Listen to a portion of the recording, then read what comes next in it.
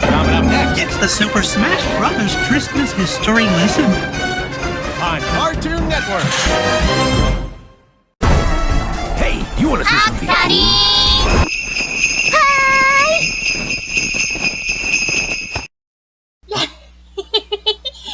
This video is what's the matter? Huh? Ah! Please stop it! This is not food! These are gifts and presents for our fans! Oh no! Stream is live! You ready?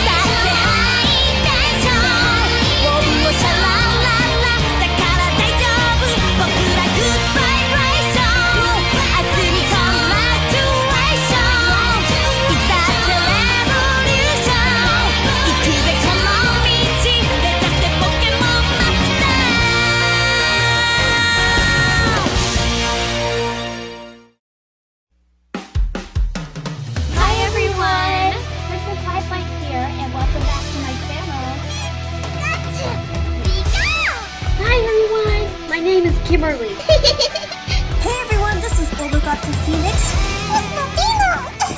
So let's get the show on the road. Ah, spoiler alert!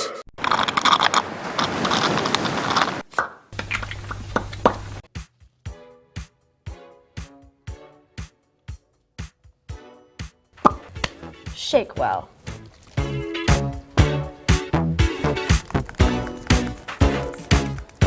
Okay, we are going to spray. Here we go.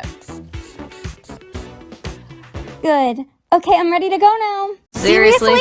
Motoki's with him again?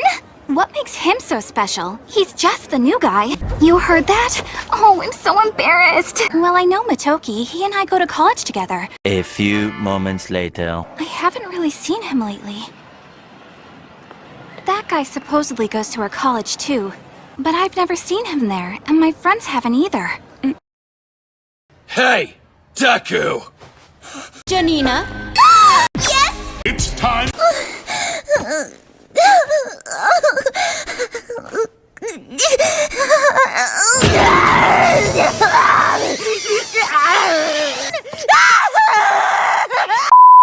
Sorry about that. Now we're going to learn about the history of Christmas and where it originated from. Let's do this. Special thanks to Wikipedia, YouTubers, and Brain Pop for the info. So we all have to look at the Christmas and what it's all about.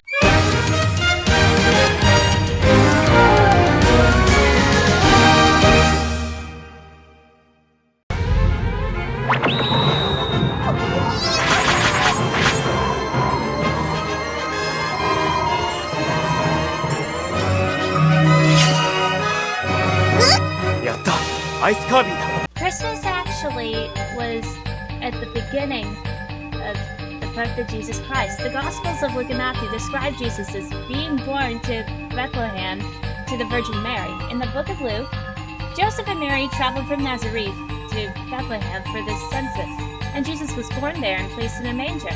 Angels proclaimed him as a savior for all people, and shepherds came to adore him. The book of Matthew adds that the Magi followed a star to Bethlehem to bring gifts to Jesus, born the King of the Jews. King Herod ordered the massacre of all the boys, or the massacre of the innocents, less than 2 years old in Bethlehem. But the family fled to Egypt and later returned to Nazareth. So the nativity sequences included in the Gospels of Matthew and Luke prompted early Christian writers to suggest dates for the anniversary. So no date was dictated in the Gospels, and early Christians connected Jesus Christ to the sun through the use of phrases such as Son of Righteousness. And the Romans marked winter solstice on December 25th. And the first recorded Christmas celebration was in Rome on December 25th, AD 336. And in the third ceremony, the date of the Nativity was the subject of great interest. Around AD 200, Clement of Alexandria wrote, "There are those who have determined not only the year of our Lord's birth, but also the date. And they say it took place in the 28th year of Augustus and the 25th day of the Egyptian month, Pachon, May 20th. Furthermore, others say he was born on the 24th or 25th of Harmuthi, April 20th or 21st. It was the most joyful moment in the history of the Bible. In the early Middle Ages, Christmas Day was overshadowed by Epiphany, which in Western Christianity focused on the visit of the Magi. But the medieval calendar was dominated by Christmas-related holidays. The 40 days before Christmas became the 40 days of St. Mark, also known as Advent. In Italy, former Saturnalian traditions were attached to Advent. Around the 12th century, these traditions were transferred once again to the 12 days of Christmas, December 25th through January, a time that appears in the liturgical calendars as Christmastide or 12 holy days. The prominence of Christmas Day increased gradually after Charlemagne was crowned emperor on Christmas Day in 800. King Edmund the Major was anointed on Christmas in 855, and King William I of England was crowned on Christmas Day on 1066.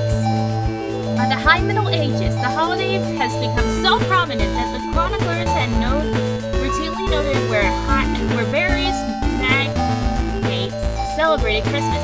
King Richard II of England hosted a Christmas feast in 1377 in which 28 oxen and 300 sheep were eaten. The poor things. The Yule Lore and was a common feature of the medieval Christmas feast, and caroling also became popular, and it was originally performed by a group of dancers who sang. And the group was composed of a lead singer and a ring of dancers that provided the chorus. The various writers of the time condemned caroling as lewd, indicating that the unruly traditions of Saturnalia and Yule may have continued in this role. Drunkenness, promiscuity, gambling was also an important aspect of the festival. In England, gifts were exchanged on New Year's Day, and there was a special Christmas ale. Christmas during the Middle Ages was a public festival that incorporated ivy, holly, and other evergreens. Christmas gift-giving during the Middle Ages was usually between people with legal relationships, such as tenant and landlord. The annual indulgence in eating, dancing, singing, sporting, and card playing escalated in England. And by the 17th century, the Christmas season finished lavish dinners, elaborate masks, and pageants. And by 1607, King James I insisted that a play be acted on Christmas night and that the court indulge in games. It was during the Reformation in the 16th, 17th century Europe that many Protestants changed the gift bringer to the Christ child or Christ candle, and the dance of getting gifts changed from December 6th to Christmas Eve. Following the Protestant Reformation, many of the denominations, including the Anglican Church and the Lutheran Church, continued to celebrate Christmas in 1629. The Anglican poet John Milton penned on the morning of Christ's Nativity, a poem that has been read by many people during Christmas time. Donald Hines, a professor at California State University, said that Martin Luther inaugurated a period in which Germany would produce a unique culture of Christmas much copied in North America. Among the congregations of the Dutch Reformed Church, Christmas was celebrated as one of the principal evangelical feasts.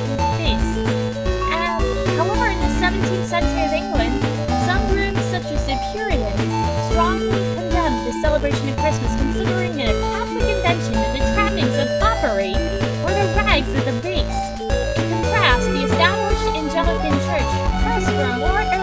observance of feasts, attended royal seasons, and safe days.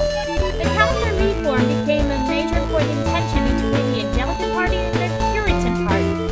The Catholic Church also responded, promoting the festival in a more religiously oriented form. So King Charles I of England directed his noblemen and gentry to return their landed estates in their winter to keep up with their old-style Christmas generosity. Following the parliamentary victory over Charles I during the English Civil War, England's Puritan rulers banned Christmas in 1647. Protests followed as pro-Christmas rioting broke out in several cities, and for weeks, Canterbury was controlled by the rioters, who actually decorated doorways with holly and shouted royalist slogans. And it pretty much was violent.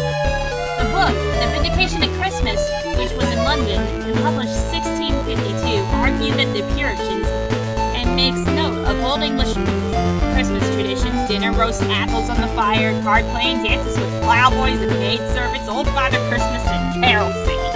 So during the Bin, clandestine religious services marking Christ's birth continued to be held, and people sang carols in secret so they wouldn't be caught.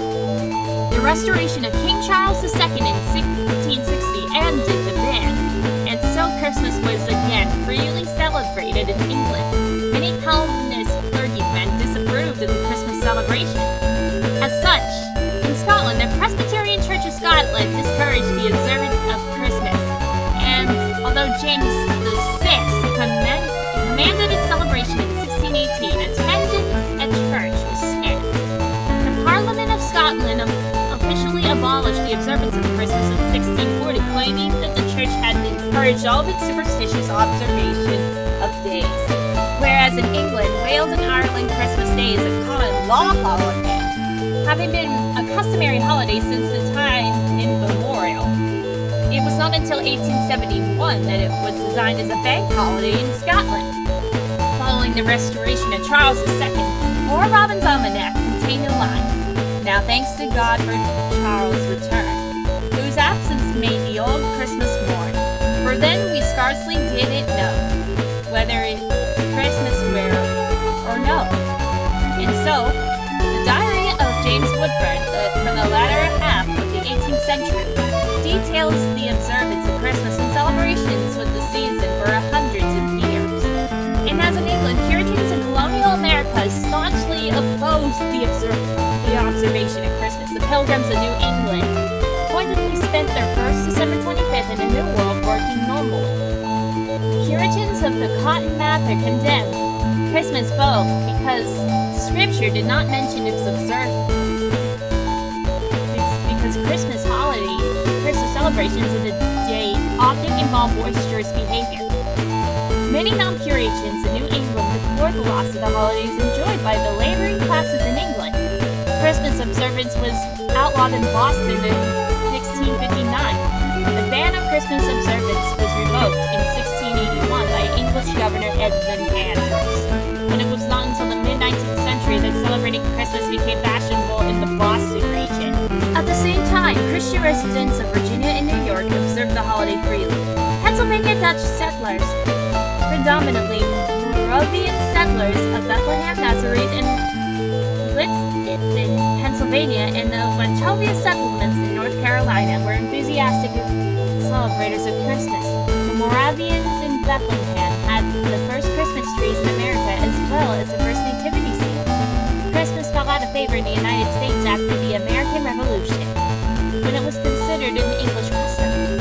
George Washington attacked Hessian German mercenaries on the day after Christmas during the Battle of Trenton on December 26, 1776. Christmas became much more popular in Germany than America at this time. The aesthetic cult of reason and power during the era Revolutionary France, Christian Christmas, religious services were banned, and the Three Kings cake was renamed the Equality Cake under anti-clerical government policies. In the early 19th century, writers imagined Tudor Christmas as a time of heartfelt celebration. In 1843, Charles Dickens wrote the novel A Christmas Carol, which helped revive the spirit of Christmas and seasonal merriment. And its instant popularity played a major role in portraying Christmas as a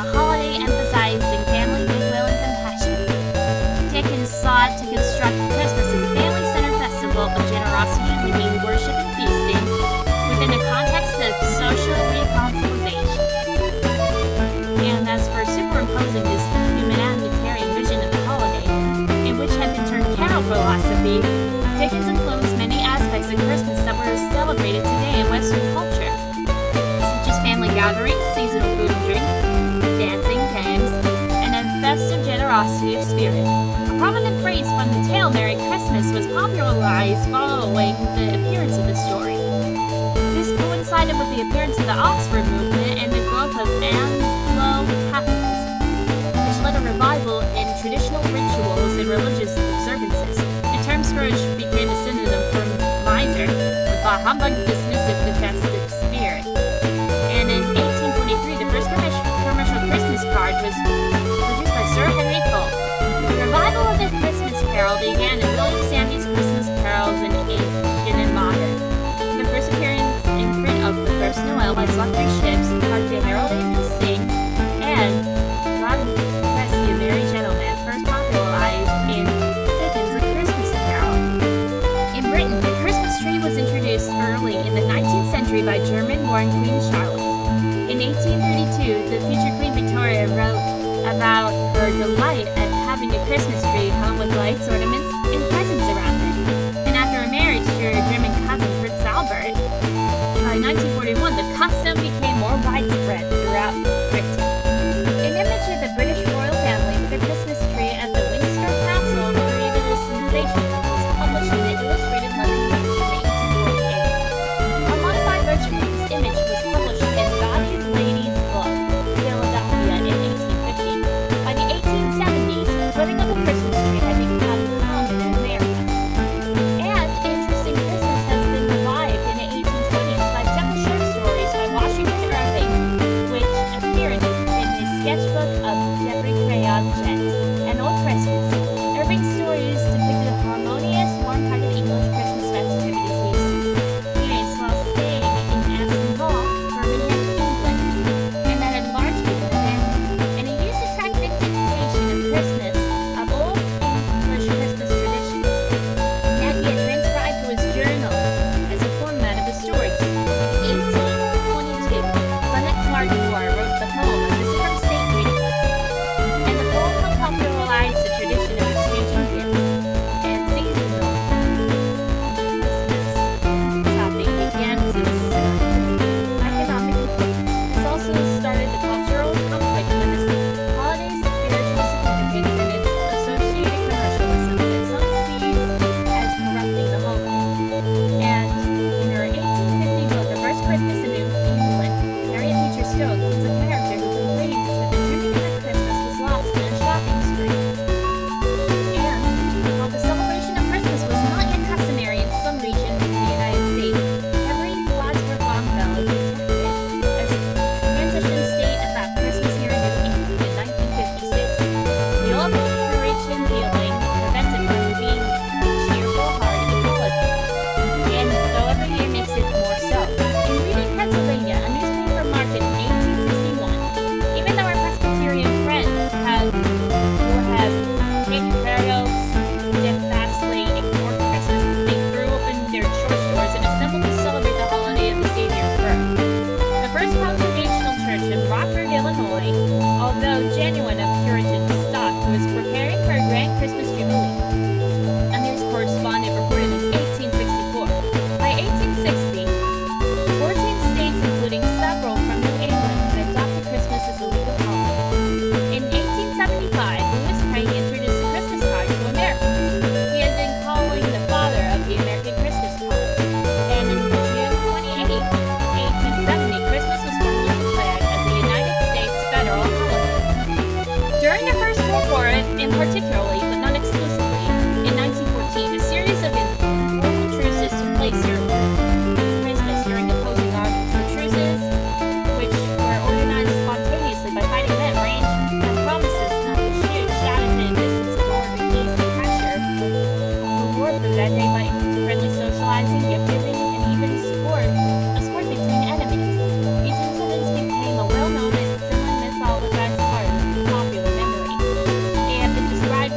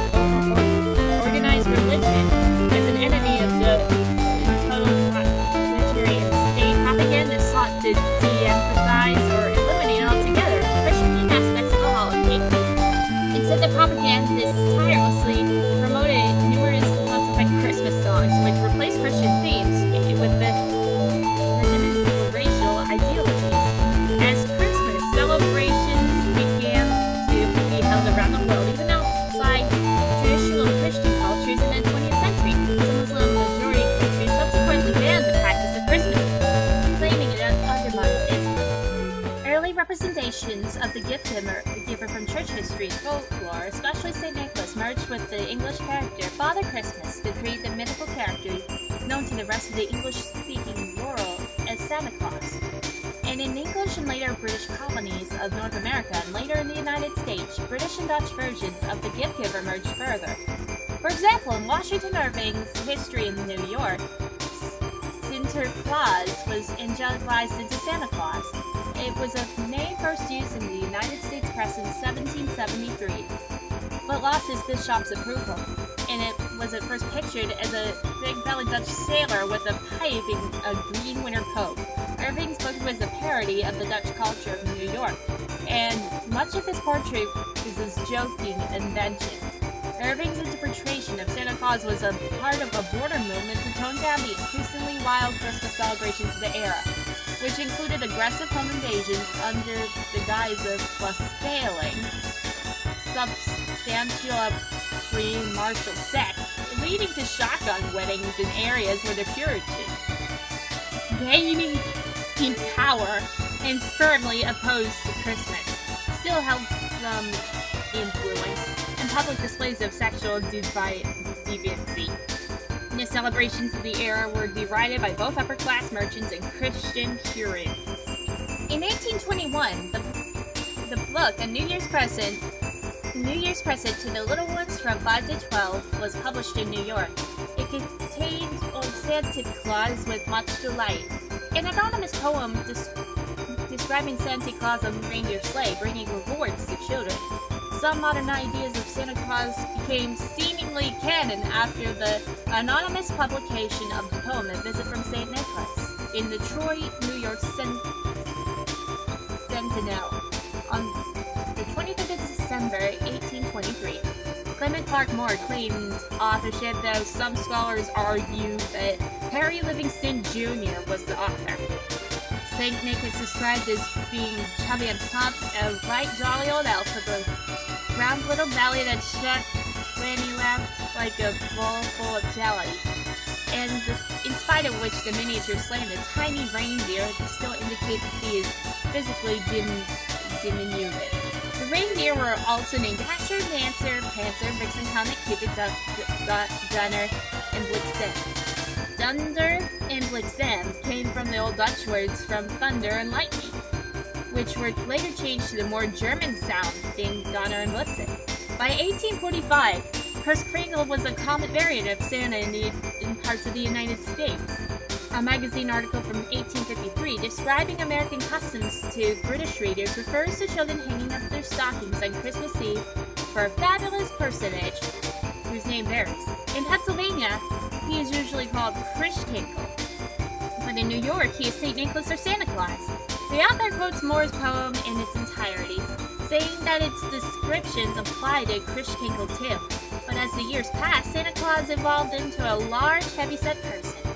One of the first artists to devise Santa Claus' modern image was Thomas Nast, an American cartoonist of the 19th century who immortalized Santa Claus with an illustration for the January 3rd, 1863 issue of Harper's Weekly, in which Santa was dressed in an American flag and had a puppet with the name Jeff written on it, reflecting its Civil War contest. In this drawing, Santa is also in a sleigh pulled by reindeer. The story that Santa Claus lives at the North Pole may have also been a Nast creation. This Christmas image in the Harper's issue dated December 29, 1866 was a collage of engravings titled Santa Claus and His Works, which included the captions Santa Clausville and Pete, and a color collection of Nast's pictures, published in 1869, had a poem also titled Santa Claus and His Works, also by George P. Webster, who wrote that Santa Claus's home was near the North Pole in the ice and snow. The tale had become well known in the 1870s. A boy from Colorado, writing to the children's magazine The Nursery in late 1874, said, "If we did not live so very far from the North Pole, I should ask Santa Claus to bring me a donkey." The idea of a wife for Santa Claus may have been the creation of American authors, beginning in the 19th century. In 1889, the poet Catherine Lee Bates popularized Mrs. Claus in the poem putting Santa Claus on a sleigh ride. Is there Santa Claus is the title of an iconic editorial in the the 21st of September, 1897 in the New York Sun that became the most reprinted in the United States and included the famous reply, "Yes, Virginia, there is a Santa Claus." In Russia, San Moros emerged as a Santa Claus figure around the late 19th century, where Christmas for the Eastern Orthodox Church is kept on January 7th. L. Frank Baum, who was well known for publishing The Wizard of Oz, also did The Life and Adventures of Santa Claus, which was a children's book published in 1912. Much of Santa Claus's mythos was not firmly established at the time, leaving Baum to give his Niklaus little one a variety of immortal support, a home in the Laughing Valley of Ho-Ha-Ho, and 10 reindeer who could not fly but left an enormous flight-like bow. And Claus's immortality was learned, much like his title, Santa, decided by a vote of those naturally immortal. This work also led to establish Claus's motifs, a happy childhood among immortals. When asked Master Woodsman of the world exposes them to the misery and poverty of children in the outside world, Santa strives to find a way to bring joy into the lives of all children, and eventually invents toys as the principal means. Santa later appears in The Road to Oz as an honored guest at Ozma's birthday party. Stated to be famous and beloved enough for everyone to bow before he is even announced as the most mighty and loyal friend of children, His Supreme Highness, Santa Claus. Images of Santa Claus were conveyed throughout Haddam's Sundblom's depiction of him for the Coca-Cola Company Christmas advertising in the 1930s. The image spawned urban legends that Santa Claus was invented by the Coca-Cola Company, or that Santa wears red and white because they are the colors used to promote the Coca-Cola brand. However, Coca-Cola's competitor, Pepsi-Cola, used similar Santa Claus paintings in its advertisements in the 1940s and 1950s. Historically, Coca-Cola was not the first soft drink company to utilize the modern image of Santa Claus in its advertising. White Rock Beverages had already used a red and white Santa to sell mineral water in 1915, and then in advertisements for its ginger ale in 1923. Earlier, Santa Claus had appeared dressed in red and white, and essentially in his current form on the several covers of Pepsi magazine in the first years of the 20th century.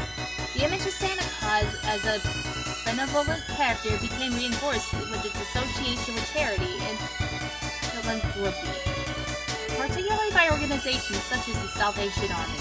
Volunteers dressed as Santa Claus typically became part of fundraising drives to aid needy families at Christmas time.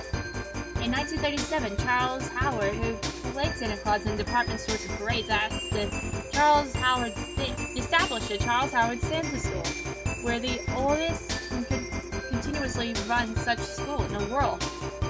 And in some images from the early 20th century, Santa was depicted as personally making toys by hand in a small workshop like a craftsman. Eventually, the idea had emerged that he had numerous elves responsible for making the toys, but the toys were still handmade by each individual elf and working in the traditional manner. The 1956 popular song by George Melletrino, Mrs. Santa Claus, and the 1963 children's book How Mrs. Santa Claus Saved Christmas by Phyllis McGinley helped standardize and establish a role and character for Mrs. Claus in the United States. Seabury Creighton's 1948 novel Rose draws from historical legends to tell the story of Santa and the true images and true origins of Christmas. Other modern additions to the story of Santa include Rudolph the Red-Nosed Reindeer, the ninth and lead reindeer in 1939, created by Robert L. May, a Montgomery Ward copywriter, and immortalized in a 1949 song by Gene Autry. And of course, we can't forget this Pokemon, Delibird. The aspects of Delibird's appearance come from the rockhopper penguin. However, because of its red and white color scheme, its ability to produce presence and the appearance carrying its sack-like tail is likely to have been derived from Santa Claus and possibly the White Stork. And Delibird has also been inspired by puffins, which are penguin-like birds from the northern hemisphere that still have the ability to fly. And Delibird is omnivorous. It carries food bundled up in its tail, and not only does it have stored food to its chase, but has been known to share its food with humans stranded on an icy mountain. Delibird's signature move, Present, allows it to carry special items in its tail that may cause damage or heal its opponent. Delibird is the only known Pokemon capable of learning the move Present by leveling up. In a flock, Delibird the Delibird with the largest tail is its leader. Delibird tend to live in mountainous regions, making its spots over sharp cliffs. One notable area of the world is most likely Mount Everest. And there you have it. We have eventually had done our best to make sure that this history of Santa Claus and Delibird and Christmas itself would eventually just bring out a lot of good luck. And I really hope you appreciated watching the history with all of us. Thank you so much! I'll be returning to my storyteller role now. I hope you have a good day, everyone!